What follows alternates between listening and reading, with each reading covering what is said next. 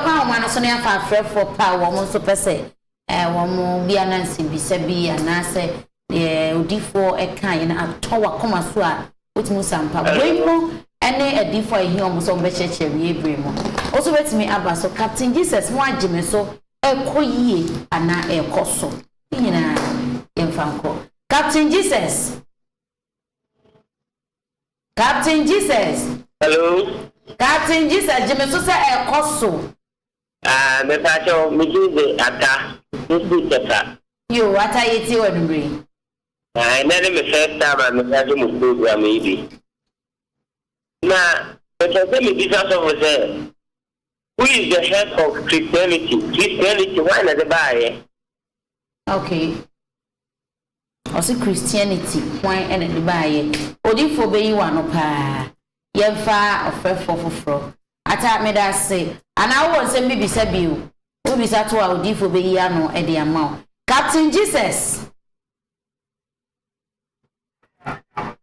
okay yeah be koso na osu betumi afre ofa numbers no any good screen na se no na ye ko Captain Jesus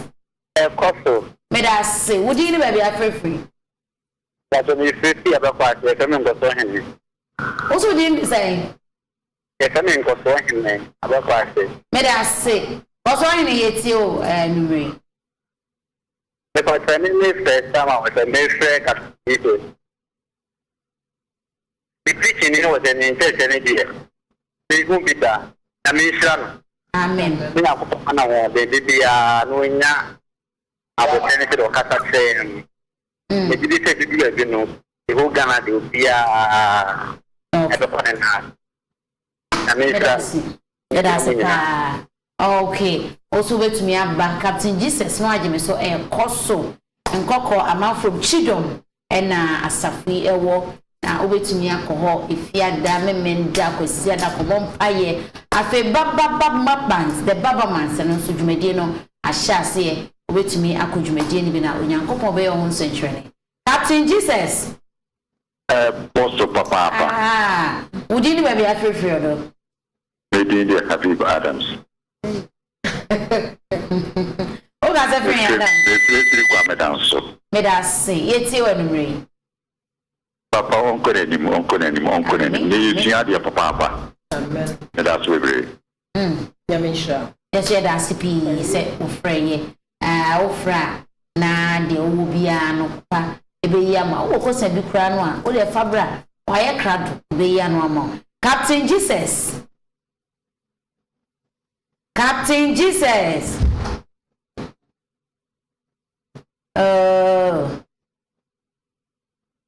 fa number no na fa ofra ya mesro na wayi wa fidie ne volume na frame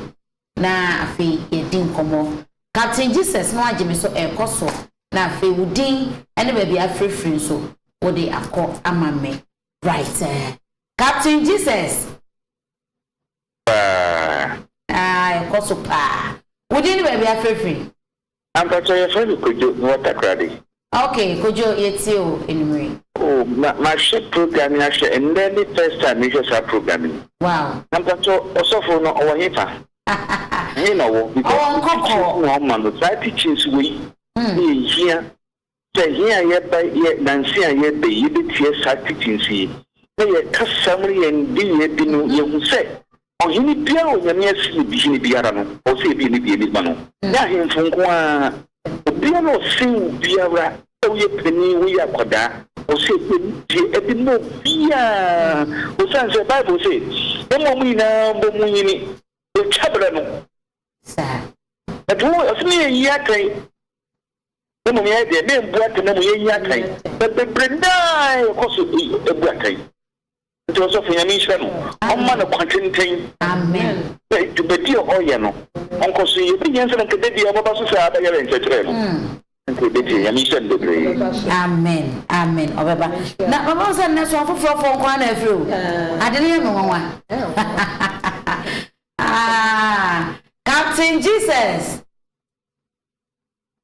Captain Jesus okay ahoma ne so aye true obitimi bowram a ye befa no oh Captain Jesus boss papa that's you didn't be free but your friend Bernard Owusu it has also said okay it's so maybe the chance and say what cost of the I say to consultation fee okay ye be ya no amount Christianity kwan be nenam so baaye because of we also to consultation fee ye be ya no pepe e dey amount me nza pe den atro no e no dey be ya no amount Captain Jesus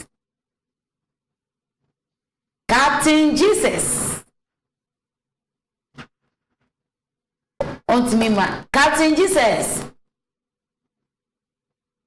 afra kosona free wait me abasubi aba Christianity why na dey buy Christianity already is no the Christus so ntina dey that so and also cost of for so tua consultation gina sofo no na nhihye and share sofo dey ato no e say odi so when nyi ho a and say o kono okay but jo so on make sure sa soro wo ho na soro ma wo ho now ye jade ma asoro no papa me sure kita bodwe ma me na me for Captain Jesus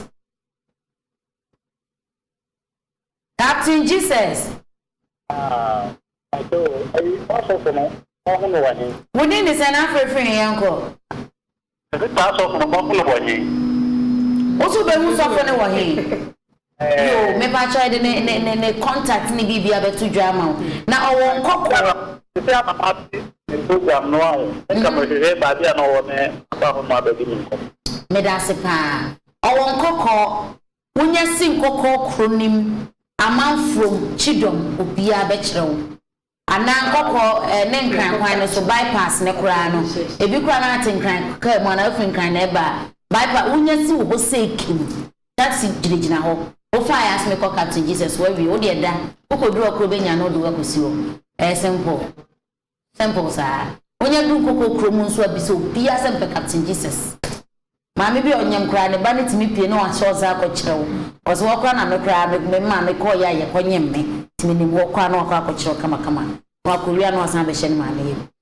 odifo na o kasa se de na me kyerewo no se osofo a okona so otokola shema no utua totutudu ma no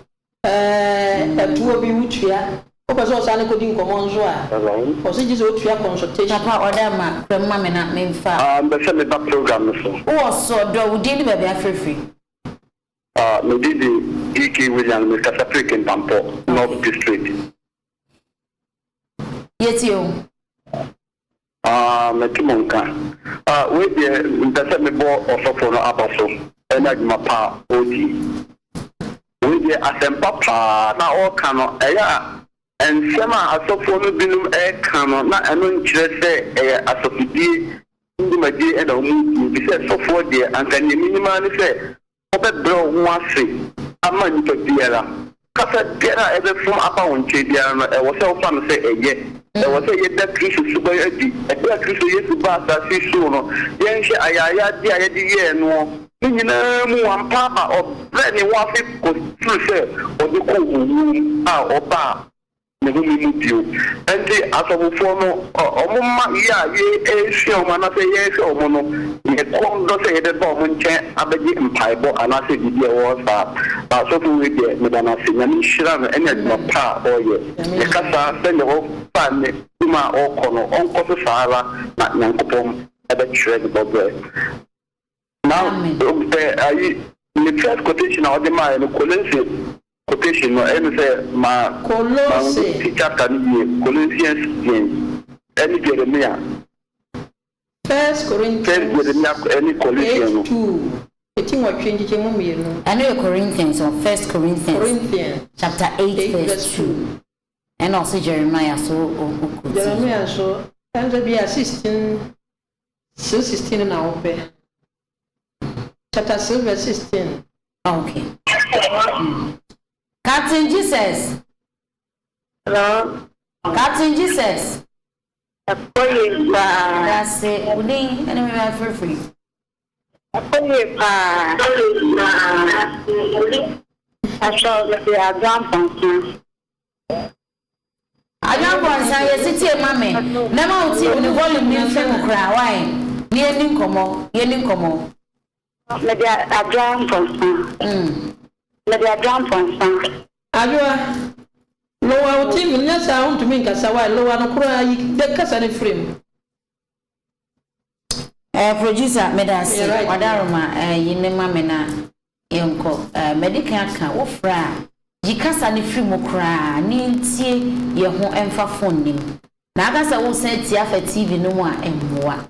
emadwumade ne nkoso besre se ebi anya sa abre ni bia be free TV so no bomode ne yi volume no e free mo kra na ye ni nkomo emfa phone nim Another opportunity ho na ko kasa wia aba ye free tie me fa we nim wo se bi kra de asan wo hyede no wontimi mpia bo nton so pese wo hwe wo se we bra wo kasa no de ekoso ntino ye be stress education we de enyina ye mane nka yitrim na dachi bia no ye free TV so na radio so a ye twe ho free ho eno be bo ama yetimi akoso Captain Jesus ekoso me na say udini be bia free ya from mekase fi achumoda okay kasi eti o anyway no me papa ba so pa oni jumadi a odi na dai okay mani ajo pa isan se yo hwe papa mpempen so nyame de na dura obi nchiro se nyame tumi no eye adwuma enu nti no me nim papa pa na minim de mahu no ho na minim de America na nyumri ndi baba de America ne se nyame so na nyumri na nchira pa odi amaye nyame ma wadum ne nyakese na ejire se ya sade ba ya yanso ebenya bi edi aboye bla nyame so pa amen nkoko amafro chidom ena odifo ubehu no nkoko unya dru nkoko ade bi so bia se Captain Jesus na baba mans dwumadi ne so etwa so den anya sanketwa Captain Jesus what did you say ehe na afrifi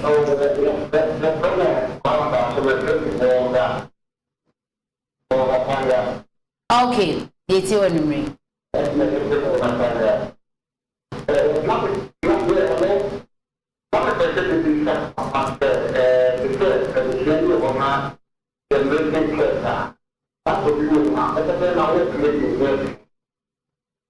She wanna say generation case now generational case okay ore brother adom no je wo free say we aboni nyina mo why ya no fa me number ofa ka number na adom na ba je wo free say we aboni nyina mo ofa ka so kran so aje busua na ka ho yeah why don't do the fa papa number no good evening Captain Jesus good evening question yete odo di ni be afefe prefer the church papa say I mean sure no dey o yemi na ibade mboa no na o mana wodi na nyama ni na nkoyi amen then make us a me free takwa in Eric prefer the church papa say yeah o yemi na no na mboa no san koso prefer batakwa ono so be kaka kan so itimi de boye bra ye na wakana no Eric Nyakopon sharp also betimi abba na baba man dwumadie no anti Gloria baba man dwumadie no e kone sen yehuna ana me di kan se shase eye weekend ye twem okay ya me adom e fie na da ye nimi na wotwe eye mpai bokese by holiday and the for se be shase ya wada Founders Day no be pa join e be shase ya wada lumure no ye de wie eye ochina na wotwe be pa join enumre no na dwumadie na shase na se fiada ne die hey ya na nyina de bankoko so fa ho so mafri sa bre na boa wo na to sa fre wo nua mu nyina mu mmomra wo magi mu adom nyese wo be yie na ochina de wo nua bi enye bi na oba besre na be ya mu nyina mu mmomra no ya magi ne die emfanko me da say Captain Jesus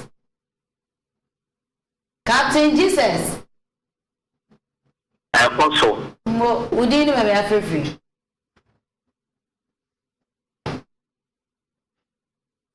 You. Hello. Once me in a feed na ye benta me ye ho kakra na yakohwe enkomo kakra ye ba ye beto aso. Ifo Mame, obi se me bisa ase. Asofo ni bi ahyeda de wo ken ate ate pa na mumu no asofo ni bi ahyeda ade nwema bi akata wo mo ani a wo mo eye. Iti sa asofo no ehu wo mo a yemu ye ni wo so na ye nkoso antena wo mo na ase ana enka so mo firi nyame nti akra me Debbie say onipa bi ade bi aba so ade a wudi a wotremu ntene wo bra no aye bone wo tini yes ade bi a wotremu wadwemu ye wona na se wudi a o se enye fine but what yes enti ne ya katre obi bia wotie me nene se wo hwe na wo hunu so a ade a ye mpeye ayaka manso twen wafuro na akokeka nipa no ho asem tro bi se we se eno na enye na o to me fa ho adwen ko baby eso yeah but what you say yeah Bible say asema no yonko won ene so ne ka enko yi obi ahinta so wadi te se ne nanzen ya sofo ye ya me ame obi fi obi nim ho na okọ asantima fo na obi fi asantima fo na obi nim o je se amo ka sofo yi na sofo ya na we kan we eno no de kire nyina omu nyiye omo ye mofra asofo omo ye nkola omo ye mofra omo Bible say adwene mu de eso wo chese wanyi obi kese ya nkwa ya bone ya na kasame ya mofra na adwene mu de eso wo chese wanyi enti obi anya nkwa no ye de so so ma wa adwene mu ye den enti wo mo nipa o tutu ntwe se wanyi na mezo ma ye den mache 1 Corinthians chapter 14 verse number 20 o say oni mu na monya mofra na adwene mu de wienyi bi men waho e dia sa adwene mu no beti oma dwen no sabi se de ye na mo da na di no e kire se omo ye mofra de nyini omo ye mofra ti ne ma kan e ti me de ma me o se Akorinto fo mu edi kan ne ti du na nche mu aduru o se anuanu mai munya mofra wa adwene ne mu boni mu na munya mofra na adwene mu de mu wie nyini a church yes adwene mu de wie nyini ti ene ma na koso ne nkola de no moye wesi mi we a we me bra mo we chona mi tu na na we a na ye den na fe wono obi kura be ka kire mi se wo kura no okoje bosun filifi sansemo e wa sofo mpanifo ni nyina enu mo asofo mpanifo ni nyina nye wo mu de ya paso ne mri bi osofo bi preach na oka obabi sedi oko jai na ho yeware fo no ko jai na ho ma be me bi di pesi kania wo osofo na asem na wo kan wo so wo yira danfo wo yire adanfo ene sanse na danfo ne wo yire nti waka asem sare a kire wo wa na aduru ena wo te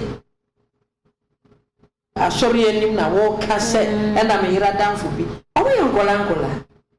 ho na me ka se omo men Bible na fa asofodie no me de asofodie no kwa na ye mi hu asofodie na ye mi hu chen bi asofo pastor na reverend ne right so for doctor nenge sabi ti o mo to mo mu e kan kan bus no mo chro no chro bus no sa ne ton bus no okay kan ya contradiction mama wa enti amma a Christopher ni nyini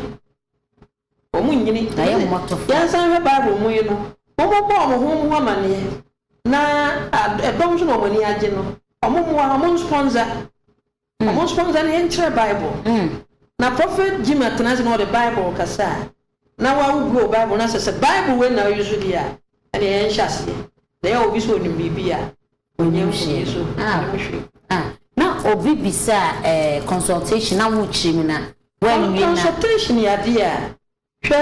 ade a me pesa man sa tere ne se adoma chedi gu ahoro nyankopon ma bi nimde kasa nyansa kasa ni ahoro bebre tie ene professional waguye no office bran ho no na baji nimde baji atom so ye enhye bi ato so wo ba wutua se ya momo ne so obetua Ghana for pay yentua ye tua bibi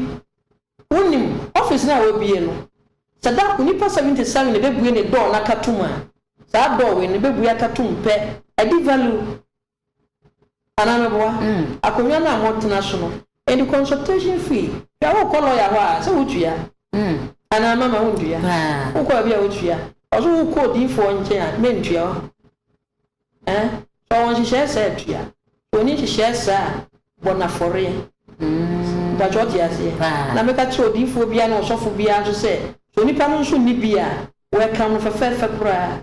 na hiafo omadanzi die na die sikafo kura ye den eba na emomo no ese wutua ne de efa ba bi meka se ensese basa obi wa sore member otua ntutu sududu oto collection etu obi amusa ama no opaso oba ho ana papa so ni bedi nkomo nzo a eno so no nkotua consultation hadwen but what ya hadwen beti wo dum ne bebre obi ho nyakopa ama na chedie bi o de achedie ne ye adwuma mama nsan nyina so wadwe o se ye fa no kwa ohia bebu kafa no so otena ontumi ntena konwa no ma wo ni pa wo chocho kra ma meto no obetua omoka omo ya adwuma na profe dwuma ya kan de so unnim niema bi ma okama sem do be mfom so hwe se bi won ya bodanfo yare adwuma nyankopon na profe so yare be wa ha ye di obi akwa akodu ho obi asan akoyi obi ye bopa na nipa na ya chechire no ọmọ chechire no ye obo na pa chechire odi ni du ya no wadi ano awie no wasane no wagya na ho emranti a omo no ewo yire wo ma no so ho ho hwe safo enti wa wo yare no obi en so de wo yare ne ho ne agi bill na nye obi a wo twem ne agi bill film eto bi ka do se so wadi wo yare fo ko ba bi a ensa se ya gi ni sika enu tun so mo nsa yare no mo nsa yare asori dem ba de kwesi ada fo obi o yare etwa obi ana no so fa na kwata o hye se be front temperature ave na ndi nipa sa betena ye be yi na koto akire ba bi wo parent no kwa ho fipa na nkwa asori enti o mo ko mu jo mo ma yare fo no ye den e wo fie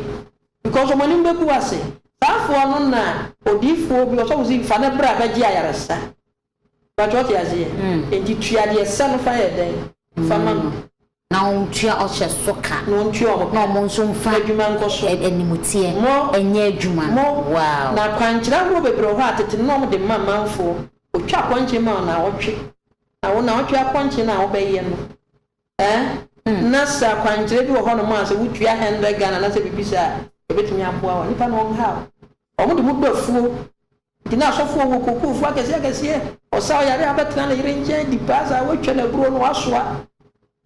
Bible na kire se adwuma na me de ama na ho akwangyere ne se kwan no ware ne de ha baba dane ni sika